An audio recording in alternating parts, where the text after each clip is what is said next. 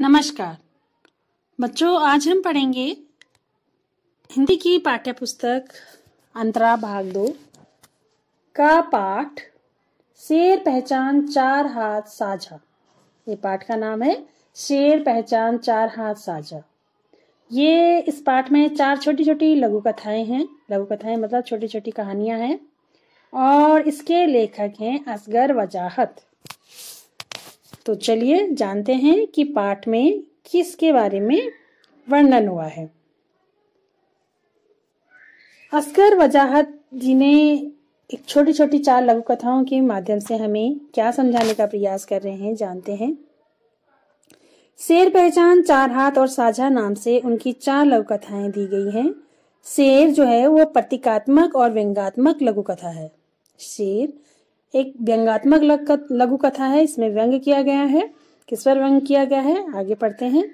शेर व्यवस्था का प्रतीक है। जो शेर है वो व्यवस्था का प्रतीक है, शासन व्यवस्था का, और जिसके पेट में जंगल के सभी जानवर किसी न किसी प्रलोभन के चलते समाते जा रहे हैं। उन्हें कुछ लोभ है, कुछ लालच है और वो उसके शेर के मुंह में समाते जा रहे हैं। ऊपर से देखने पर शेर अहिंसावादी, न्यायप्रिय और बुद्ध का अवतार प्रतीत होता है, पर जैसे ही लेखक उसके मुंह में प्रवेश न करने का इरादा करता है, जैसे लेखक चाहता है कि वो उसके मुंह में न जाए, तो शेर अपनी असलियत में आ जाता है और दहाड़ता हुआ उसकी ओर झपकता है। इसका क्या अर्थ हुआ, क्या तात्पर्य हुआ?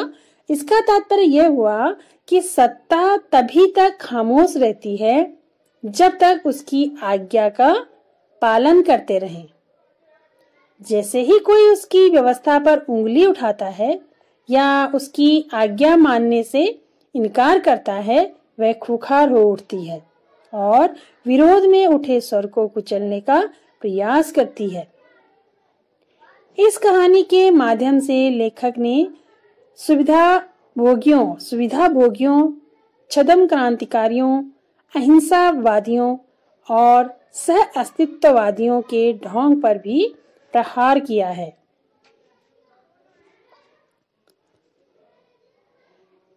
पहचान में राजा को बहरी, गूंगी और अंधी प्रजा पसंद आती है। शेर पहचान दूसरी कहानी पहचान की है। पहचान में राजा को बहरी, गूंगी और अंधी प्रजा पसंद आती है। क्यों? क्योंकि न वो देख पाएंगे, न वो बोल पाएंगे और राजा जो कुछ करता रहेगा उसका विरोध नहीं करेंगे। जो गलत काम भी करेगा तो प्रजा जो है उसका विरोध नहीं करेगी, अगर वो अंधी, बहरी और गूंगी होगी तो यही कहानी है। जो सुने और बिना कुछ देखे उसकी आज्ञा का पालन करती रहे, राजा को ऐसी प्रजा चाहिए। कहानीकार ने इसी यथार्थ की पहचान कराई है। भूमंडलीकरण और उदारीकरण के दौर में उन्हें प्रगति और उत्पादन से जोड़कर संगत और जरूरी भी ठहराया जा रहा है।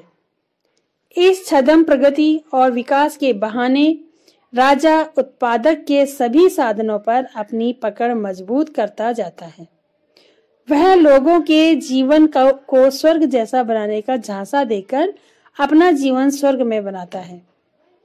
वह जनता को एकजुट होने से रोकता है और उन्हें भुलावे में रखता है, क्योंकि जनता अगर एकजुट हो गई तो जनता की ताकत क्या आएगी, राजा की ताकत कम पड़ जाएगी।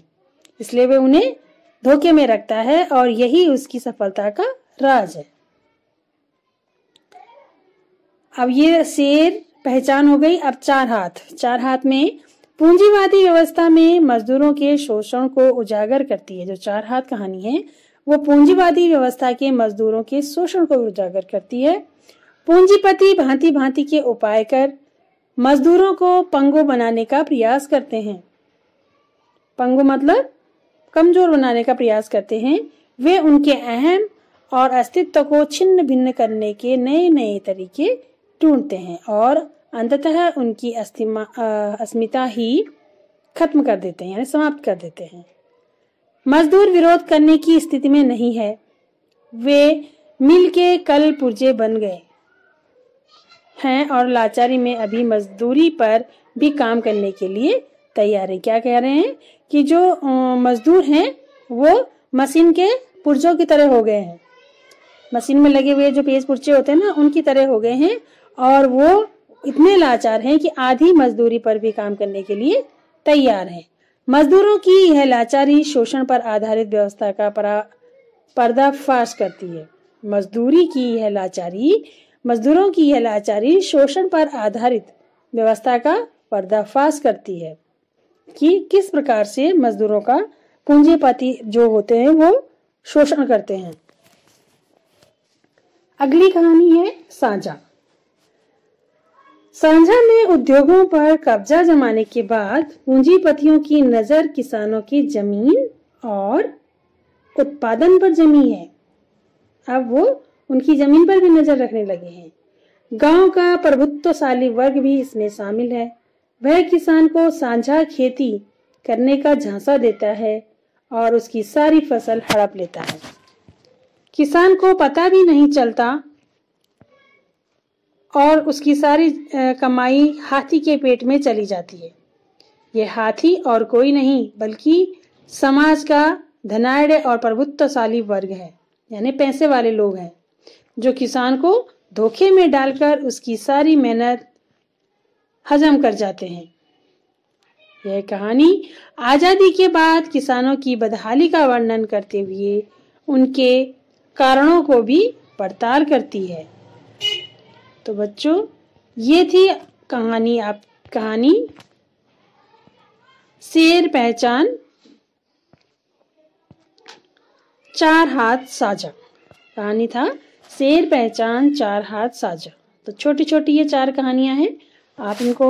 मैंने आपको समरी बता दी है। आप इनको और अच्छी प्रकार से पाठ को पढ़िए और इसको समझने का प्रयास कीजिए। पाठ से संबंधित प्रश्न उत्तर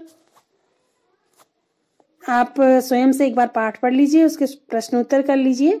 यदि कहीं पर आपको कोई दिक्कत आती है तो आप मुझसे कांटेक्ट कर सकते हैं। और इसी के साथ धन्यवाद।